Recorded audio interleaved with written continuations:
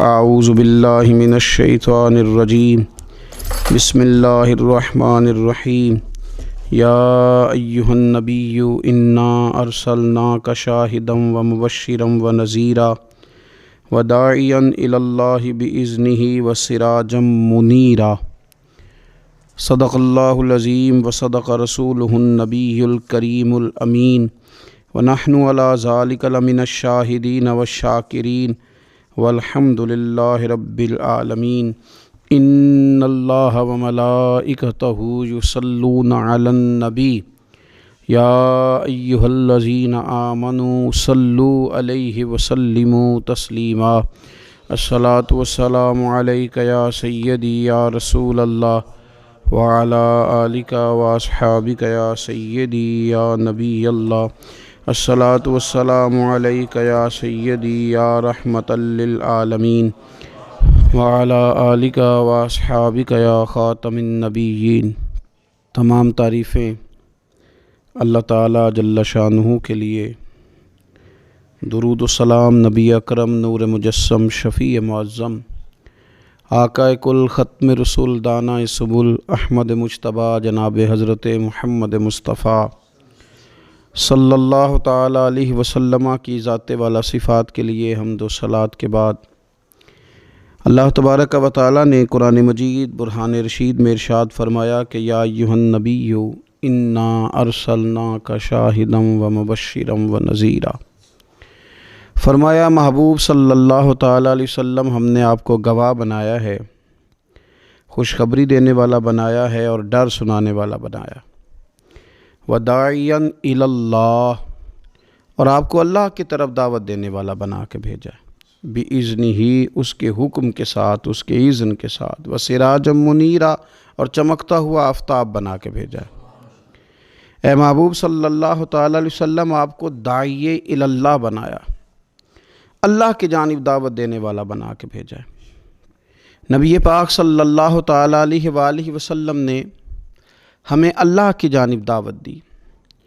عقیدوں کے اندر، نظریات کے اندر، افکار کے اندر، سوچوں کے اندر جو کمزوریاں ہیں، ان سب کو نبی پاک صلی اللہ تعالیٰ علیہ وسلم نے دور فرمایا۔ ہمیں رسول کائنات صلی اللہ تعالیٰ علیہ وسلم نے فکری طور پر، ذہنی طور پر، قلبی طور پر مضبوط کیا۔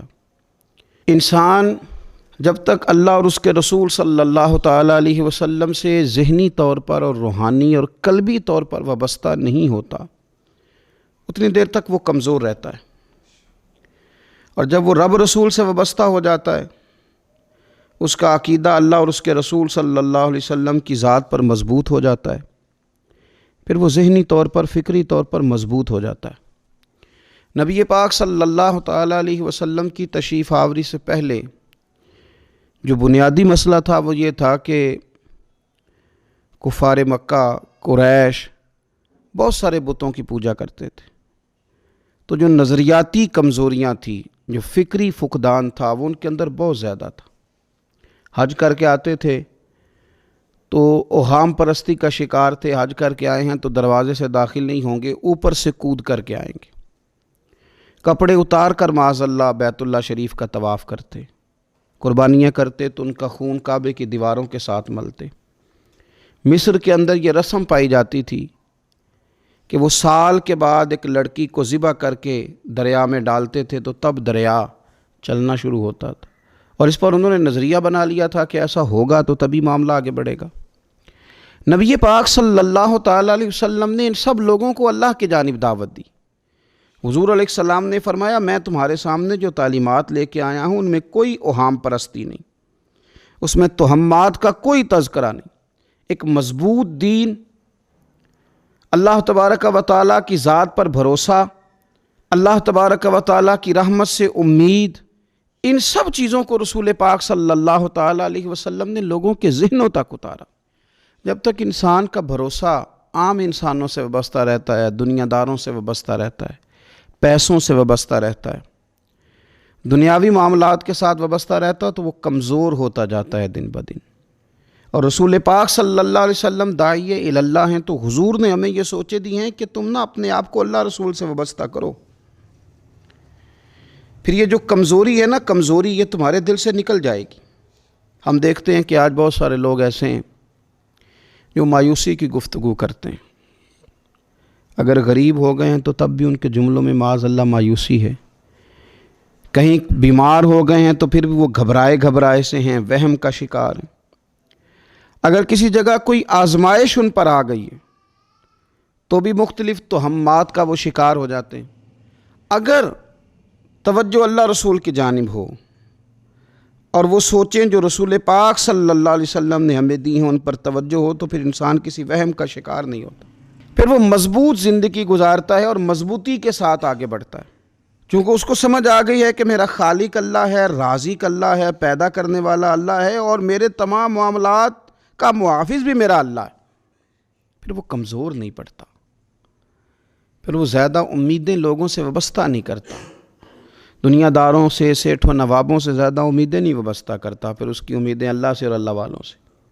پھر وہ اللہ رسول کی بارگاہ میں اپنے آپ کو پیش کر دیتا ہے۔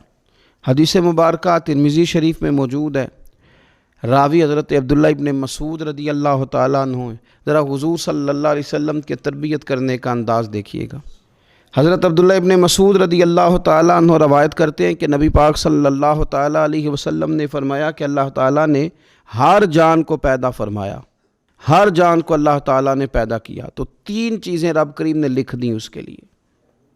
ہر جان کو پیدا کیا تو اللہ نے لکھ دیا، کیا لکھا؟ اس کا رزق کتنا ہے یہ بھی رب نے لکھ دیا، عمر کتنی ہے، زندگی کتنی ہے یہ بھی رب نے لکھ دیا، اور جو اس پر مشکلات آئیں گی وہ بھی اللہ نے لکھ دی۔ اس کی حکمت کے تقاضوں کے تحت جو مشکلات آئیں گی انسان کی گناہوں کی معافی کا سبب بنے گی، نیک ہے تو درجات کی بلندی کا سبب بنے گی۔ تو جو مشکلات اس کی طرف آئیں گی، جو مصیبتیں، بیماریاں، تنگیاں، وہ سب اللہ تبارک و تعالیٰ کی حکمت کے تقاضوں کے تحت آئیں گی۔ اب انسان یہاں گھبرایا رہے، مایوس ہو جائے۔ ایک بات اب ذرا یہاں صوفیاء کہتے ہیں، وہ بھی سمجھنے والی ہے۔ وہ کہتے ہیں کہ اصل بات یہ ہے کہ جس رب کی طرف سے تو کرم قبول کرتا ہے نا، اس کی طرف سے آزمائش بھی قبول کر۔ وہ کریم جو تیرے اوپر رحمت کے دروازے کھولتا ہے، کبھی اپنی حکمت کے تقاضوں کے تحت تجھے کسی مشکل میں ڈالے تو اسے بھی تھوڑا سا قبول کر۔ ایسا نہ ہو کہ میٹھا ہے تو فٹافٹ تو قریب کرے، اور اگر تھوڑا سا تجھے کوئی ترش رویے سے، ترش جگہ سے گزرنا پڑے تو پھر تو گھبرا جائے۔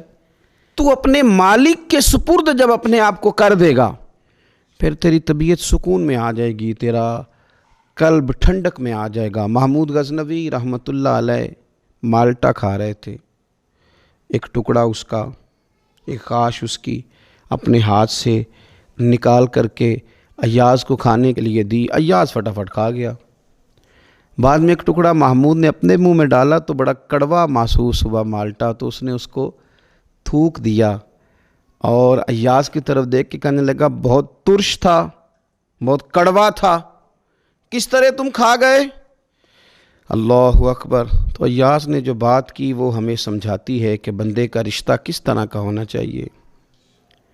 ایاز کہنے لگا آقا ساری زندگی تیرے ہاتھوں سے میٹھے کھائے، آج ایک کڑوا آیا تھا تو میں اگر اسے تھوک دیتا، یہ کو آئین وفاداری تو نہ ہوا۔ انسان کو اللہ کی طرف سے نعمتیں آتی جائیں، رحمتیں آتی جائیں، تندرستیاں آتی جائیں، لیکن کسی جگہ ذرا کمزوری دیکھنی پڑے تو انسان اس جگہ ٹھہر جائے، اس جگہ وہ گھبرا جائے، وہم کا شکار ہو جائے، پتہ نہیں کیا ہو جائے گا، ان چکروں میں پڑ جائے، تو یہ بات درست نہیں ہے۔ اب یہ کہ ہم کیا کرتے ہیں، ہم نے اپنی ساری توجہات کا مرکز دنیا والوں کو بنا لیا ہے۔ دنیا والوں کو کیسے راضی کرنا ہے، ان کو کیسے سیٹ رکھنا ہے، لوگوں کے ساتھ اپنے تعلقات کو کس طرح کر کے مضبوط کرنا ہے، بس اسی میں ہمارے صبح و شام گزر جاتے ہیں۔ 3-4 جگہوں پہ دعوت مل گئی، ایک دن میں ایک جگہ ولیمے پہ جانا تھا وہاں خود چلے گئے، ایک جگہ اصال ثواب کی تقریب تھی تو وہاں بیٹے کو بھیجا، اور ایک جگہ اور کسی معاملے میں دعوت تھی تو وہاں فون کر کے معذرت کر لی۔ کسی طریقے سے لوگ راضی رہیں۔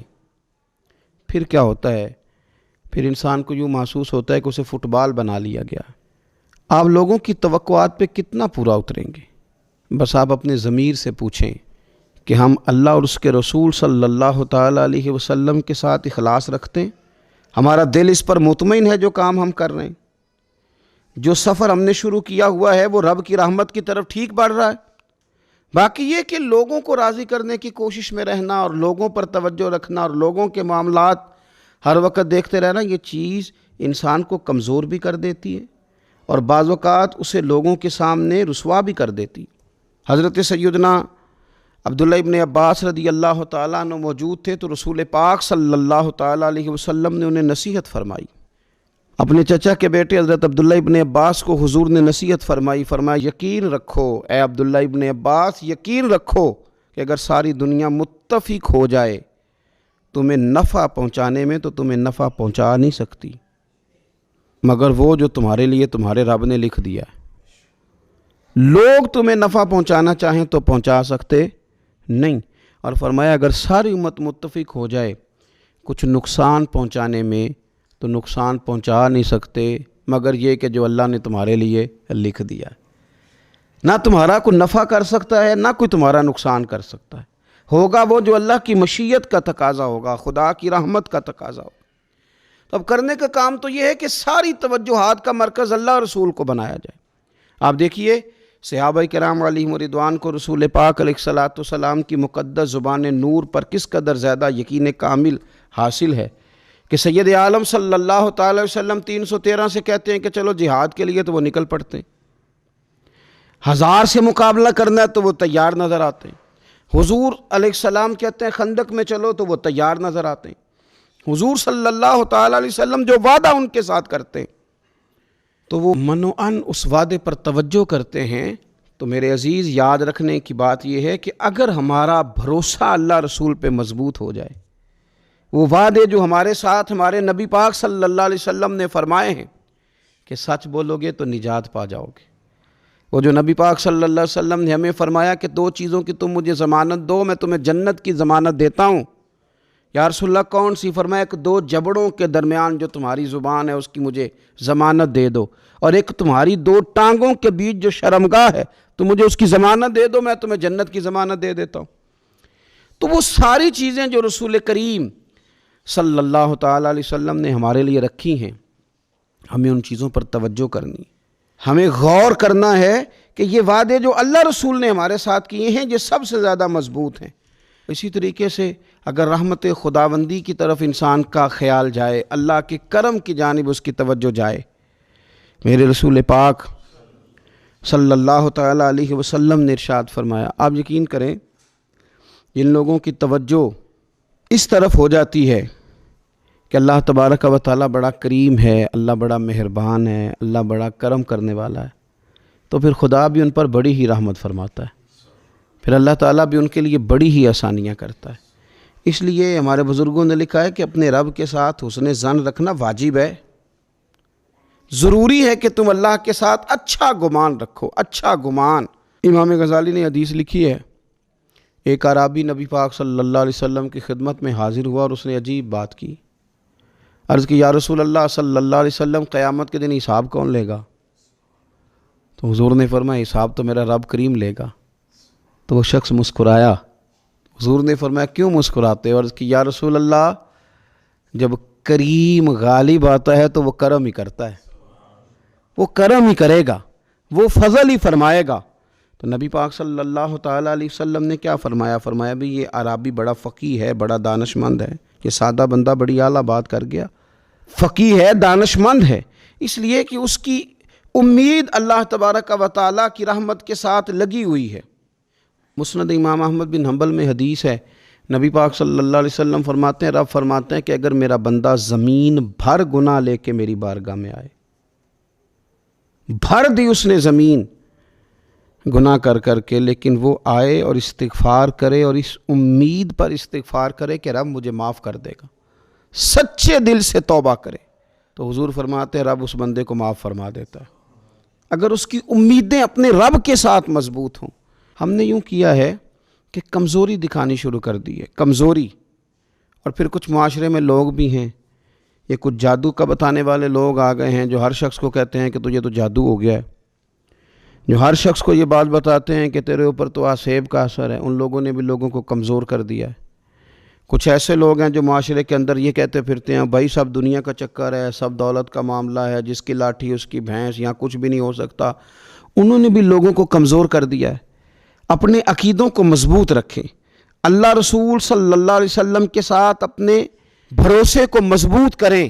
دیکھیں حضور ہماری تربیت کرتے ہیں، فرمایا اگر تم رب پہ بھروسہ کرو گے نا اور رب تعالیٰ پہ بھروسہ کر کے نکلو گے تو اللہ تمہیں اسی طرح رزق عطا فرمائے گا جس طرح رب پرندوں کو رزق عطا فرماتا ہے۔